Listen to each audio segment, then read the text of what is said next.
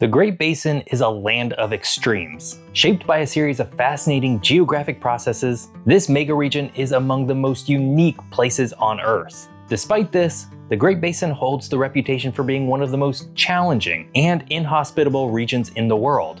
So what makes this region so dangerous?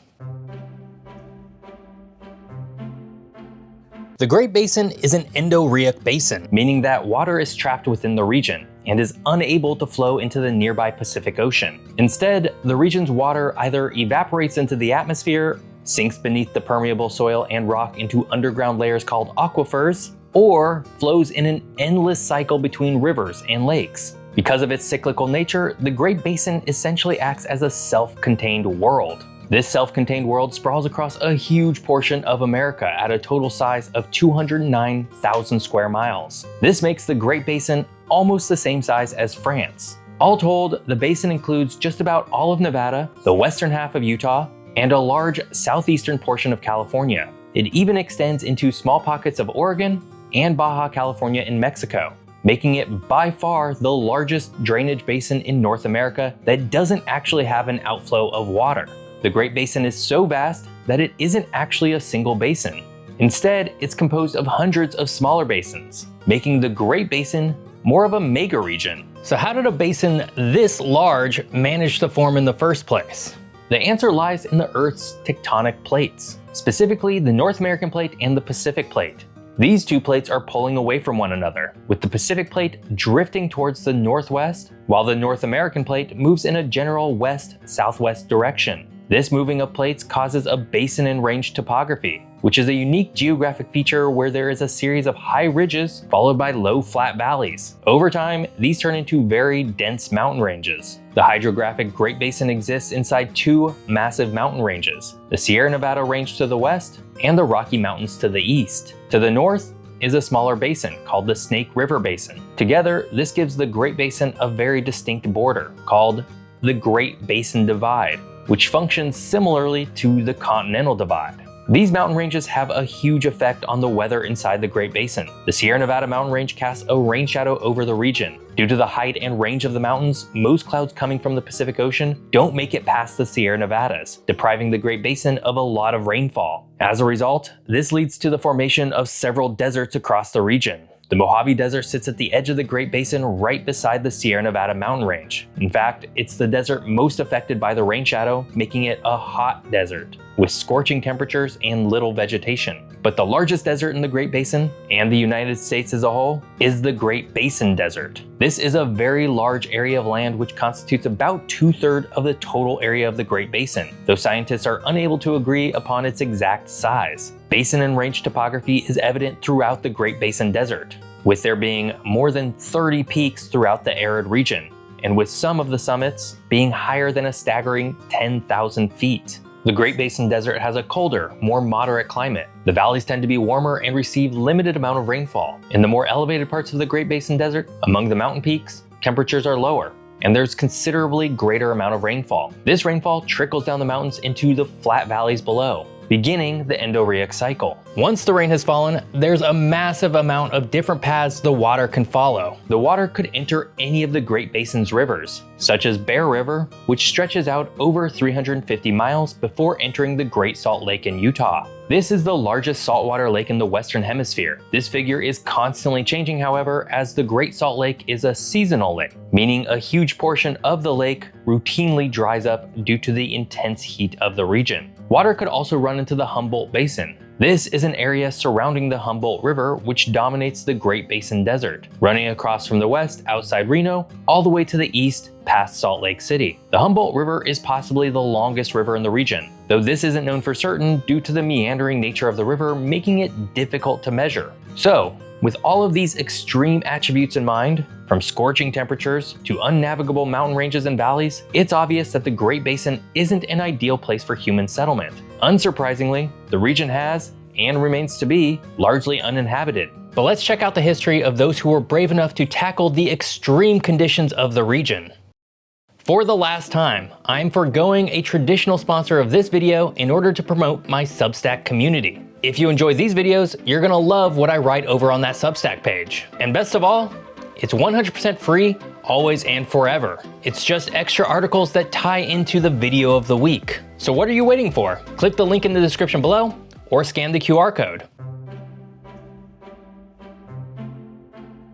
Life can't exist without water, and nowhere is this more true than the Great Basin. The inhospitable conditions of the region have led people throughout history to base their lives around drinking water availability. The earliest habitation of the Great Basin is estimated to have occurred by Paleo-Indian people in roughly the year 10,000 BCE. These were the people who had initially entered the Americas through the land bridge in the Bering Strait between modern-day Russia and Alaska. These people slowly migrated down the Pacific coast of North America before reaching the Great Basin. This distinct group of people are known as the Folsom culture. They were nomadic hunter-gatherers, traveling all across the Great Basin despite its challenging terrain. Over time, these native people slowly became less nomadic and instead became fixed on certain areas across the Great Basin. One such area that people settled in was around Lake Lahontan. Lake Lahontan was a large endorheic lake in modern-day northwest Nevada. It was one of the largest lakes in North America at 8,500 square miles. It was also a consistent water source for the native people at the time, offering them refuge from the otherwise brutal conditions of the region.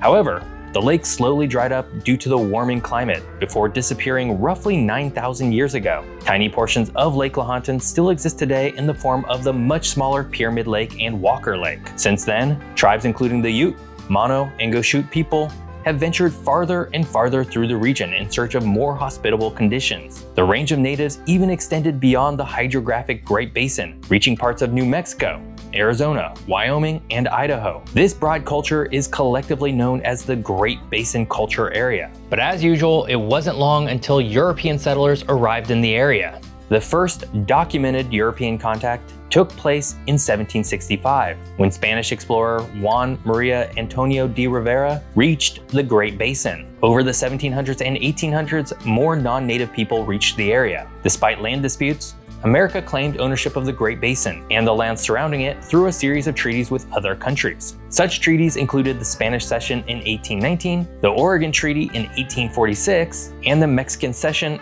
in 1848. It was during this period that the Great Basin got its name, when U.S. Army Major General John C. Fremont explored the region, stating that it was truly a Great Basin. Not long after this, the first large non-indigenous settlement was established in Salt Lake City, which was settled by modern-day Mormons in 1847. These settlers engaged in a series of fights and skirmishes with the Ute people. Then, in 1848, came the California Gold Rush. People flooded across the country to reach California, chasing a dream of a better life. In order to reach California, they had to first travel through the Great Basin. They traveled down the 1,600-mile California Trail, which largely stuck to the Humboldt River. They navigated their way through deserts and over perilous mountains to reach California. However, it was soon discovered that there were precious minerals in the Great Basin as well.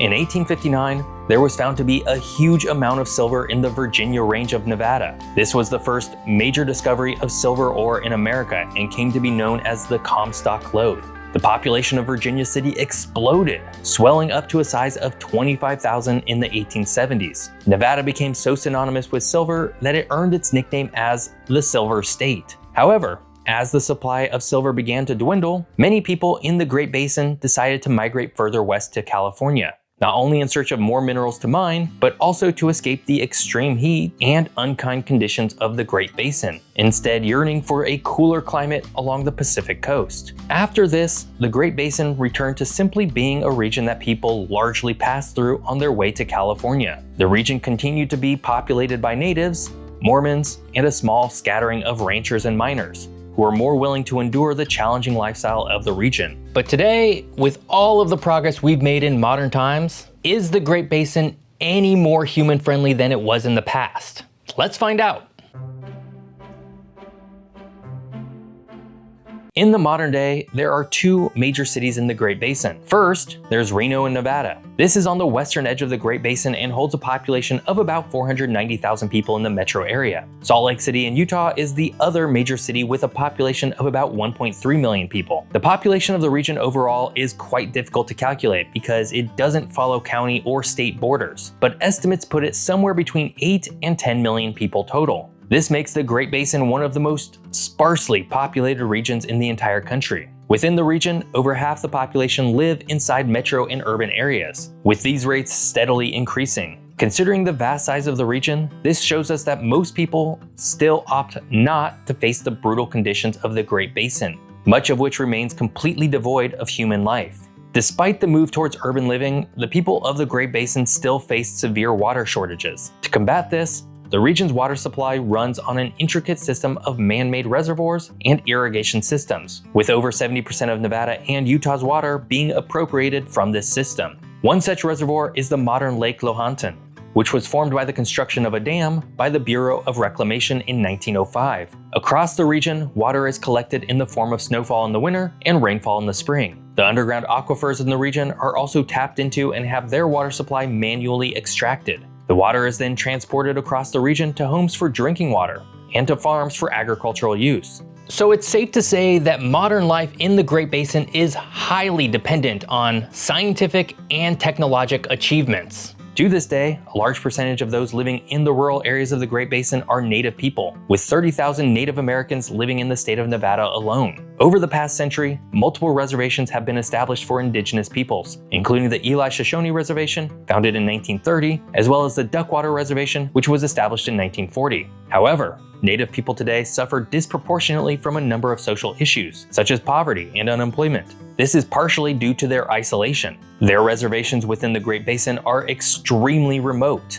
and largely lack the infrastructure to connect them to other areas. As a result of this remoteness, the Native people of the Great Basin are often faced with extreme water scarcities, and sometimes even encounter problems with their water supply being contaminated with toxic materials. This contamination stems from the mining of minerals within the region. All that said, mining remains as a key sector in the region's economy, as well as silver. Another important element that has since begun being extracted in the Great Basin is lithium, the material that powers basically everything we use today, from computers and phones to vehicles and even homes. Ranching is another key economic sector, with the majority of ranching being done along the Humboldt River, where the soil is more fertile. But these industries are relatively small compared to the vastness of the land. As such, the economy has begun putting more emphasis on tourism, making use of the beautiful and diverse scenery of the region. In the mountains near Salt Lake City, skiing has become a popular pastime. Also, people travel to see the impressive salt flats, which are found west of the Great Salt Lake.